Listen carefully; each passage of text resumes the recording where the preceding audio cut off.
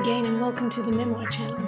My name is Nikki Smart and today I'm going to be speaking with William A. Noguera about his memoir, Through the Lens of a Monster. A serial killer on death row, an unsolved murder list, and an inmate's deadly play for redemption. So yeah, this was a pretty tough read for me, I gotta say. It's well written. It wasn't at all what I was expecting. It's written more like it felt more like a novel than a memoir, except that the whole time I was reading, I went, ugh, this is true, and this actually happened, and the content is really heavy. So I don't want to tell you too much about it. I'm going to let William do that. So yeah, let's go talk to William and find out more. Hello, William, and welcome to the Memoir channel. Oh, thank you so much. I appreciate it. And do you prefer being William or Bill, or does it not matter? Yeah, William would be fine. Yeah, I appreciate that. Okay, all right. So, William, would you maybe just tell listeners what your book is actually about, for those that haven't read it and know nothing about it? Yeah, well, Through the Lens of a Monster is aptly titled because it's through the lens of a monster that I'm telling the story. It is a memoir, true crime book about the life and the crimes of serial killer Joseph Naso, who is known by a couple of different names. I call him the portrait killer because he took women's photographs and then he murdered them. Other people have called him the initials killer because he usually kills women with a first and last name that match the letters of the first and last name. Like, for Mhm. example, Charlotte Cook. The book really goes into his time when he arrives at San Quentin's death row, where I happen to have been at the time. I spent Right. 40 years on death row. And the book itself goes into detail that has never been revealed before about his life, where he admits what he did, but even more importantly, it gives you a front seat in the locomotive that was his life, his reasoning, his logic, and exactly why he kills and the stories which took place leading up to the murders. Mhm. So it's a very interesting book. It's a different perspective. Right. Most of the time, we have an author who reads transcripts, may interview the killer once, and that's basically it. And he writes a memoir or a true crime book. This book is over a decade that I spent interviewing him without his knowledge. He never thought I Right. was writing a book. So he began to divulge details because he thought he was talking to a like-minded killer. And this is where this book takes on such a, it's a dark book. I'm not going to It's lie to the audience. it was very Very hard. dark. It's very hard to read. I actually was shivering some of the time. I'd get these like shivers because oh my God, what I'm reading is real and it's terrifying and it's horrifying.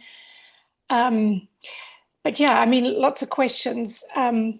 So my one would be, when did you know you were going to write this? Like, when did you come upon this idea? I'm going to get information out of him and I'm going to keep track of what's going on in that mind of his. Yeah, it was a process.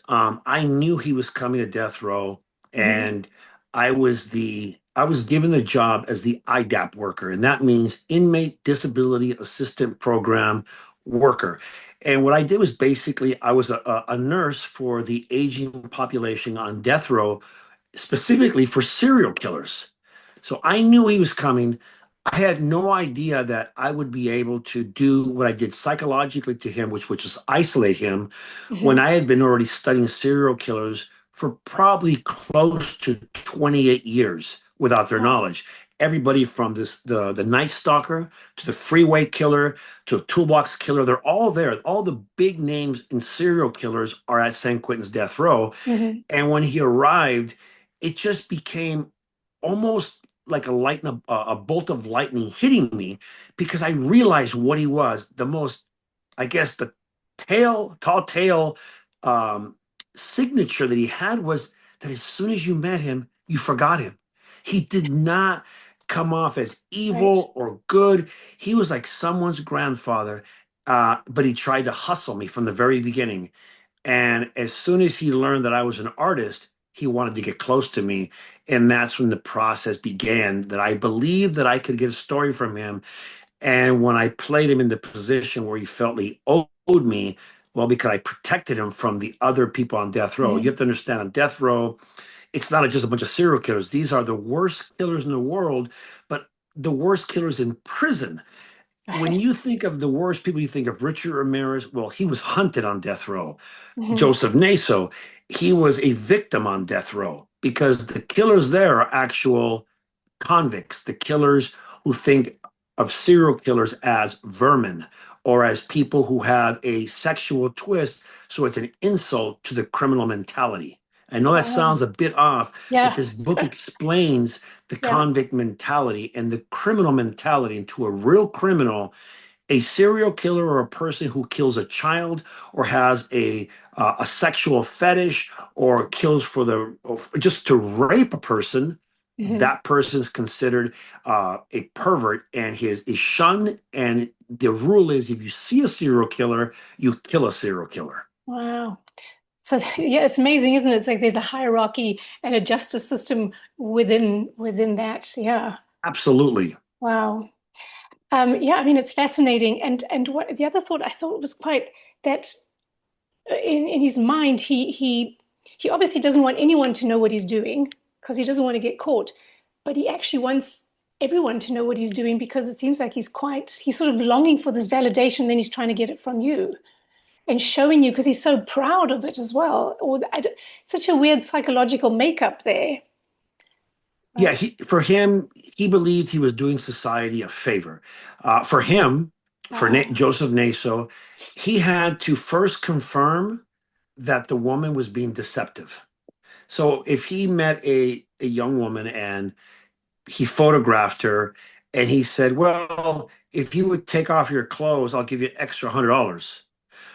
To him, she's being deceptive because she came off as a legitimate model, right. but she's willing to take off her clothes for money. Hmm. So therefore, in his mind, and this wasn't always the case, but he had to find the right girls that moved him. He then would then decide that he had to clean them. And he goes into detail about his process that once he finds the deception to be confirmed and true, then he must clean them. And how does he clean them? He then has to photograph them as they were. And to him, the names that he used were horrible. I used some of them in the book, but Hmm. it's very insulting to women. But I had to be authentic. I wanted the audience to really read, what this book is really Right. about. Right. So he would want to clean them. Once he photographed them in their deceptive nature, he confirmed to himself, which he always believed about most women or all women, Hmm. and then he would kill them. And once he killed them, he's a necrophiliac, so he would have sex with the body, and then he would photograph them deceased. To him, as he explained to me, now they're clean. They're no Right. longer being deceptive. Right. They're true to their nature. They're dead. And Oh, it was a really weird sense because at times, and I have to be completely candid here, I really felt like just grabbing him by the throat and just I don't know how you did it because it it's was one of the very most hard. difficult, yeah, one of the most Mm. difficult things I had to do because on one hand, I really wanted to choke this guy out. On the Right. other hand, there was a higher purpose for me here. I wanted to give the victims' families finalization. I wanted them to know what happened to their daughters. As Right. you know, there was a list that he made of 10, and law enforcement thought that was his list. They solved 6 of them. The other 4 are solved in this book, Right. plus a couple of other ones. And that was the thing. He was giggling. He says, it's funny, the cops got it all wrong. The Yeah. list of 10 aren't my only 10 kills. And he makes a very, he gives me a picture. He says, "Well, you've been with a few women, right?" And I said, "Well, I've had a few girlfriends, sure." He says, "You have a top 3, right?" I said, "Well, yeah, a top 3." He goes, "Well, I've been with hundreds of women. Those are the top 10 I killed." Mm. And then he goes on and says, he's giggling. He says, "They have no idea, but I've killed 26." Right. Ah, yeah. No, It's it's just shocking. incredible. It's shocking. Yeah, it's very hard to read that and know that this is actually true. Ay, ay, ay. Okay, so I'm amazed at your story, just you being on death row for such a long time and then having it reversed and then actually getting out because I'm sure that you never really thought that would happen, right? That is correct. You have that hope when I was a child. I was 18 years Right. old, and I was placed in a very bad situation, uh, in prison. They give me the death penalty. I become the youngest person at that time to be sentenced to death. I'm there for 5 years, Hmm. 10 years, and you Oof. began to believe that you're going to spend the rest of your life in prison. So I lived my life according to the rules in prison, but at the same time, I had goals in my life. I had achievements that I wanted to accomplish. I Hmm. became a renowned artist with galleries around the world representing me. And at the whole time, I'm studying killers. At first, the killers on the yard, which I understood. A guy who kills for money, a person who kills for vengeance. Those are the type of criminals I understood, but I didn't have any idea why a serial killer killed. What was different about him? Why did Hmm. he kill for gratification? How was he able to sexualize killing someone at the same time sexualizing control and the stalking? It was a very big thing for me. Then suddenly, after decades of studying them, being a convict, a court in 2017 writes 128-page scathing travesty of justice opinion, ordering me released. Hmm. And you hear that and you think, it's never going to happen. Right. They're never going to let me go. Even a federal judge is demanding that they do it. And I was right. It was 2017, November the 17th. I'll never forget the day when Right. I'm told, hey, you've been ordered to be released. Suddenly, I'm catapulted into this hyper realistic situation. But at the same time, I'm writing this book about Naso. And there's this two sides to me that are playing devil's advocate to each other. Hmm. So I'm writing the book, I'm trying to get all the information. I don't have it. And then it starts this roller coaster of fighting to get out. The Attorney General in California is saying he's fighting against it. At the same time, it's like two trains on a track ready for a collision course. Suddenly in 2023, 22, I'm sorry, the courts come back and they say, we're not going to release him. We're going to give him life in prison without the possibility of parole, but we need to release him to do so from death row. And when they say that, I tell my lawyer, absolutely not. Right. Because you want to Leave stay me there. here. Yeah. I'm not done. He's like, what are you talking about? Are you out of your mind? They sent a psychologist and psychiatrist to come see me. They had no idea I was writing this book. They had Hmm. no idea I was on the trail of a serial killer and I was about to solve their cases. Right. So I postponed my sentencing for a year to get the story. Right. And finally, Joseph Naso, on paper, on his own hand, writes the girl from Berkeley the entire confession, and he tells me where she is. Right. And from there, the door swung open. And after a year, I get that sense. And it's incredible because I know the order's been given to kill me. I know it. Yeah. This whole time I've been playing with forces that some of them thought I was okay. They thought, look, that's William. We know what he's about. That's a heavy hitter. And other people were arguing we should kill him. He goes to a yard with serial killers. He looks after them instead of killing them, and then he comes to our yard as a normal guy. We Hmm. can't have that. And this struggle is going on. And at the very end, of course, the order is given: kill him. And I know it. I feel it. It's almost a primal instinct that tells me. So you Yes. can imagine, I have the information. What do I do with it? I go to law enforcement. I go to invest. They want $20,000 from me to help me. I don't have that. And it's this struggle between two forces in this book. And finally, I'm sentenced again to a lesser sentence, and the book is finished. And now the struggle is to publish it. And I finally get an investigator who says, I'll do the work. Hmm. And it was just a roadmap. I had given them all the information to Right. find where they were, uh, the details. And that's what turned into Death Row Confidential, a television Right. series. Right. I mean, it's amazing. It's an amazing story. And so now, how long have you been out of prison now? 8 months now. I had been released So it's for eight it's months. quite, how does that feel? I mean, that must be really overwhelming. It can become overwhelming, crowds of people, Hmm. but I always say this, that I used to run every morning. I still run every morning. And, I used to run at Corcoran Prison, 738 steps, turn left. Hmm. 248 steps, turn left. 738. And I knew the count. So the first day out, I'm running. And as I get to that 738 plus step, I know to turn, but I don't Hmm. have to. There's not a wall there anymore. And I Right. keep going. It is the most liberating feeling to keep going. I Wow. amounted to being in a swimming pool where you dive in, but you know where the bottom is. And suddenly somebody throws you out 4 miles in the ocean. There is no bottom. Right. The possibilities are endless. So, yes, overwhelming, fantastic, magical, all those things. Hmm. And luckily for me, I held on to who I was for those decades in prison.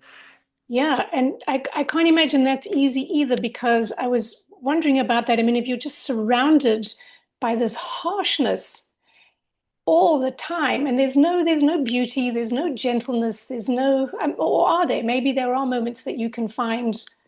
I mean, how do you keep yourself, Grounded. grounded or in a good place or in a healthy place or, yeah, I think Yeah, that's very I difficult. meditated a lot. I did a Yeah. lot of physical and mental exercises. I I became an art historian. I read over 11,000 books in the library. I spent every day there Wow. studying. But you're right, the harshness of the environment, death row at San Quentin, 778 guys of the worst, hitmen, gang members, guys that have 7, 8, 10, 15 murders, hired hits, and they're on the yard and they're killing people on the yard. This isn't a Right. place where most death rows where you're separate. Yes, you sleep in your own cell, but they open the doors Mm. after a very big search, and you go out there and you have all these murderers in the same yard, and they're actually killing people on the Ah, yard. People are God. being shot, people are being stabbed, there's racketeering, there's drug use, there's all of these elements, and sometimes you struggle. Every Mm. day before I went outside, when they came to my cell to pull me out, I would touch the wall on top of my cell, and I would always tell myself, today they try and kill me. And I Mm. would go out with that mindset. And I don't recommend it as an exercise for anybody. Prison is a terrible place. I was fortunate, thank God, I was able to hold on to that piece of me Yeah. that always existed.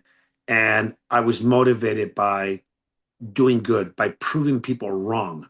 Hmm. Those people that put me there, I wanted to prove them wrong. I believe I've won that battle. Right. No, I mean, it speaks volumes to who you are that, you actually made positive use of your time there. Reading books, doing art, writing a book, finding out information. I mean, all of that and keeping yourself, like you said, grounded, centered, and sane. Yeah. Yeah, it was not an easy process. It's really strange to look back now, 8 months, That's not and very long, is it? it is not, but it almost feels like it happened to somebody else. I Yeah. have, I was fully immersed in that world when I was there, and I have fully embraced this world now that Hmm. Hmm. shunned me so many years ago, or Right. yeah, they excommunicated me from that world so long Right. ago. But I don't hold any anger or anything. That's I'm just amazing as living the life well. the best that I can. Good. I am still Good working for with law you. enforcement to find out the other killers that I've. So it just the saga continues. Right. I mean, I remember reading in your book, hang on, I wrote it down here. You said something about my ability to read people had started long before prison. My father ruled with violence, and I learned to anticipate every change in tone, every twitch of muscle. And that surveillance followed me to death row and helped keep me alive. And I went, yeah, that's probably true because you had that, you already knew I have to be very, very careful here. And you knew, Hypervigilance was right, something that, well, hypervigilance. that's what PTSD is all based Right, on, is right, hypervigilance. And absolutely. I believe that I do suffer from PTSD, but it saved my life. I can't even start or begin to tell you how many times I walked onto a yard and I felt the tension, and Right. I went through this litany of habits that searching the habit file in my head to see if everybody was doing what they were supposed to be doing and the person that wasn't doing what he was Ah, supposed to do, I focused on him, and sure enough, he was involved in something. It's so critical to know where wow. the violence is going to happen so you can be away That's from it, amazing. That because is you are, amazing. That's because yeah, you're you actually are basically in a fishbowl, you're surveying everything, and if one everything. tiny thing's out of place, you immediately notice. That's fantastic. Yeah. Yeah, from one of the examples I always talk about is coffee. Most men in prison like to have their coffee early in the morning, and kind of, it's almost like a natural society with a bunch of killers. Right. But the thing is that when you feel the tension, you see something off. He's not wearing the shoes he normally wears, or he's not doing the routine. Then you look at his coffee. Did he make coffee? He hasn't. That's another one of those check Hmm. on my list to know, stay away from there. Or it could be, I've done this before. I've come outside, I've surveyed everybody. I know who's the guy that's involved, and suddenly it hits me. It's me. I'm the target. Ugh, And immediately an entire different, all these other alarms go off in your head, and you prepare yourself physically right. for a physical altercation, which is not easy. Right. So now that you're helping the police still with different investigations, can you sort of have that same feeling when you get the details of something? Can you start sort of seeing things that maybe people that haven't dealt with this wouldn't notice? You're going to notice it, Yeah, right? absolutely. Yeah. Absolutely. What I bring to the table is something that has never been done before. Is Right. a person that comes into a situation like this with a sixth sense of how a killer works. Because Right. what I have been doing for a very long time is um, have killers tell me their logic. So I'm able to sit down, look at a case file, and immediately get into his shoes. Hmm. Now, I did that differently than most psychologists. Most psychologists will talk about something, get a bit of a sense for the person for different questions. What I did was, it's unique. I was able to ask the killer a question today, in 6 months, and in 10 years, I'd ask them the same question. If there's a consistency there, I know who's telling the truth and who is not telling the truth. Hmm. So when I see consistencies in behavioral patterns, I do the same thing. And Right. that's how I hunt these guys. Yeah. It seems a little far-fetched, but there was a time when our ancestors were in the savannah, and we could look at a saber-toothed tiger, and as soon as you see the posture change, you knew if he was stalking or he was just walking by. And we've Hmm. seen deer do this. You'll watch a film of nature, and there's a tiger walking by, and no one's paying attention. But suddenly the deer's ears prick because he's changed his posture.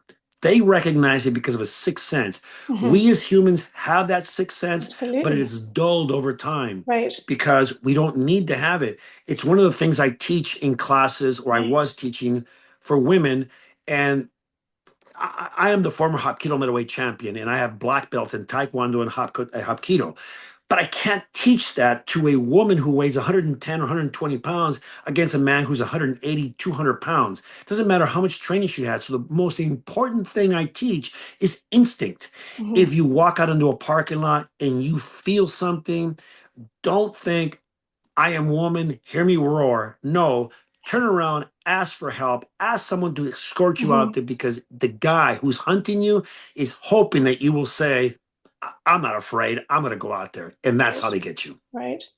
Yeah, that's amazing. So exactly, your sixth sense has just been absolutely honed. So yeah. Yes. Would you maybe read us a part from your book? Is there a part you Sure. could read Yeah, us? Yeah, let's have absolutely. a. Absolutely. And this is from chapter 4. It's entitled Rockhead.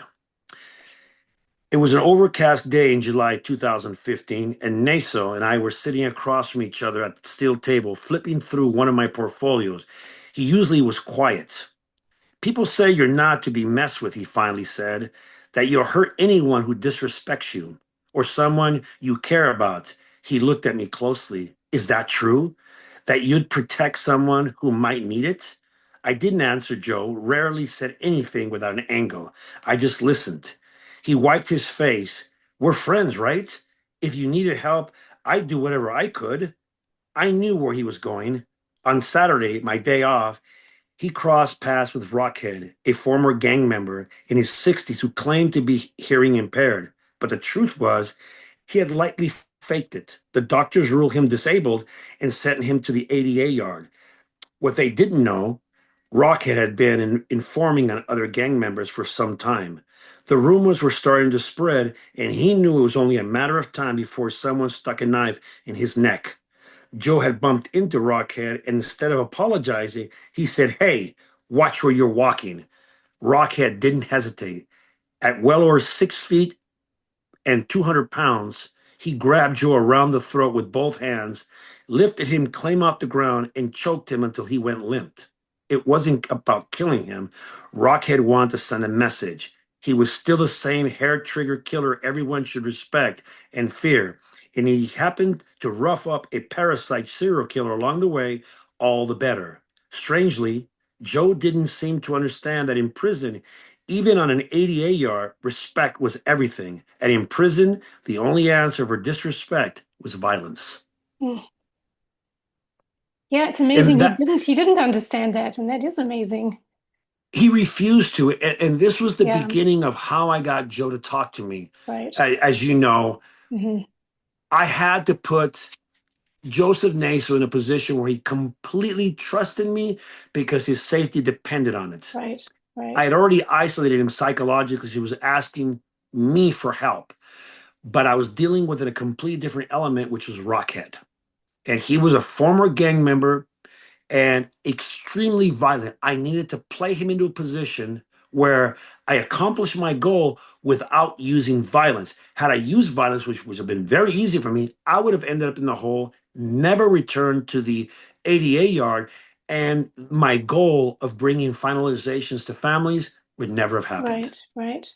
And so, I mean, I know you were taking notes and then you'd go back to your cell and you'd write stuff down, but when did you actually put it into book form? When did you manage to actually write it, you know what I mean, and not just in note form? Yeah, it was in 2022. I'm sorry, 2020. Joseph Naso finally came to me and said, "I don't want to be anymore. I'm being threatened. I can't be here. I want to go to a better place." Hmm. And he mentioned Governor Gavin Newsom. And I came up Right, with this story.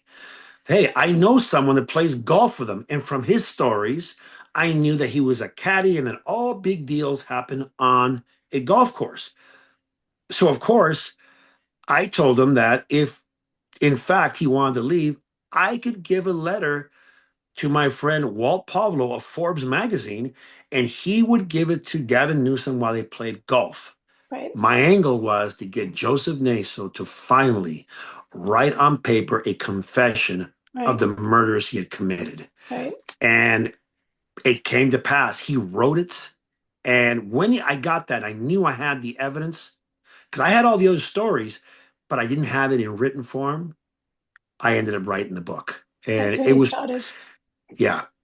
And then, I mean, you hadn't written before? I mean, so this was sort of your first go at writing a proper memoir or proper book, right? Well, that's partially true. I had never written a true crime memoir, Oh, you but had written before. Oh, okay, I had okay. written my memoir, Escape Artist. Oh, okay. It Sorry, I came out did in not know that. 2018 by Random House Penguin and Seven Stories Press, and that earned me Winter Author of the Year. So I Oh, knew sorry, I how had to no write. idea. Fantastic. Well done. Well done, you. Well, thank you. Yes. But Okay. this was, but I believe in some ways writing a memoir, a specific memoir would have been, it's almost self-serving. I Hmm. wanted to serve. I wanted to Right, do something for someone else. right. And this is about the victims' families and giving Hmm. them the finalization, but also giving the victims their justice. Right. They were in graves, like the girl from Berkeley, for instance. She, her mother, it always makes me very emotional. Her mother, when she disappeared, not knowing what happened to her, would put articles in newspapers saying, "If I've offended you, please know that I didn't mean anything by it. Yeah. Please come home." Right. And ultimately, the year I got on death row in 1988, because I was arrested in 1983, it took almost the beginning of 1988 when I got there. Actually, her mother died, and Hmm. she's buried back east next to an empty grave of her daughter. And No one ever knew what happened to her. They thought maybe she just ran away. Right. No one knew that she had met a monster named Joseph Naso.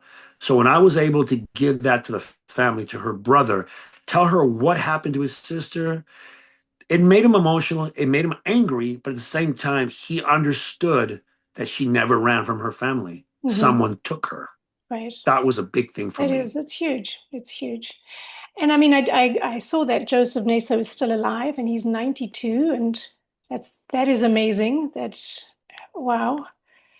And I mean, when he went into prison, he was already in his 70s. Yes, he is the most prolific serial killer you haven't heard about. He started raping in 1951. He was Wow. never really caught. He was arrested once, but the young woman did not testify, so he went free. In 1965, he began to murder women, and he did so all through the It's 70s, the amazing. 60s, 70s, 80s, and 90s. And in 2010, they arrested him. He became the irony of this, the youngest boy ever sentenced to death Yeah. meets the oldest man ever sentenced to death at the age of 79. Wow. And and we come together and I'm able to solve his cases. Yeah. It's wild. And does he know that you've written this book now? I mean, he knows all Oh, he about it. knows now. He was Yes. actually, when the law enforcement came up to him, they asked him, "Do you know who William Noguera is? And did you know he got out?" His first reaction, which kind of confirms everything, is, "Well, did he use my case to get out?" And then the officer said, "Well, actually, no. He got out because they exonerated him with a special circumstance that he was released." And then he goes on to say, "Well, I gave him some information and I wrote some things down I should never have, and if he uses it, that's not really a nice thing to do." And the officer said, Thank "Well, God. was it all true?" And he said, "Well, what?" And he stopped himself. He realized what he had Ah. done, and he stopped. "Oh, I don't like that guy." And he changed the conversation. Hmm. But there he admitted he knew me, that he had written things for me. And in the book, as you can see, we have copies of the actual letters he wrote me, telling me Yeah. everything while I'm in prison and telling me to bring this out to the yard or bring that to the yard. Right. That is unprecedented ever to be done in true crime. Yeah. Wow. It is quite the story. All right. So now you're working with the police, you're still working in that realm. And I know you have some other things that you do, right? Well, yes, I am. Of course, I continue to be an artist. I'm Hmm. working in writing another book. I'm also producing television series as a producer, and they Okay. all have to do with true crime. There is a Okay. lot of information that I got from a plethora of serial killers. And now I'm working those old cold cases from the 70s, 80s, and 90s, and I'm basically putting it all together to try and solve these things for the same purpose, which is to help victims' families find Yeah. closure and Yeah. finalization. So I'm actively doing that now. Yeah. That's amazing. All right. Well, all the very best of luck to you. And you have a website, don't you? I do. And WilliamNoguera.com, and that's last name Noguera, Noguera. It is right. a website where it shows my art, but at the same time, it talks about what I do with law enforcement, what I do in the realm Oh, of true perfect. crime. I also have a TikTok account, as well as a YouTube and an Instagram called Dead Body Society. Okay, I'll put all that information underneath here so people can see and find out more. And I mean, is there anything you'd like to add? Is there anything you would? Well, I always like to close any interview in my Mhm.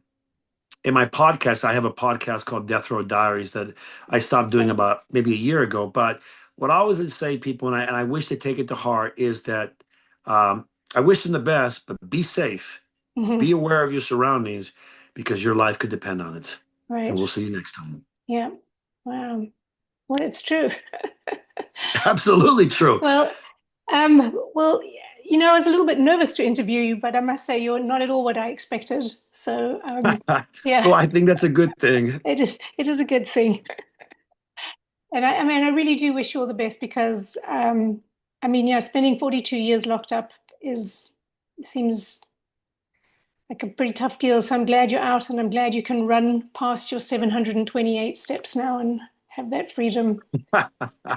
It is a good thing, and I'm very fortunate. I appreciate every opportunity that I have in Yeah, this second chance at life, and yeah, I'm going to make the best of it, the most of it, and hopefully along the way, I can help somebody. yeah. Well, thank you so much for coming on the show, Oh, it's a and pleasure to talk to you. I and really appreciate this. thank you so much.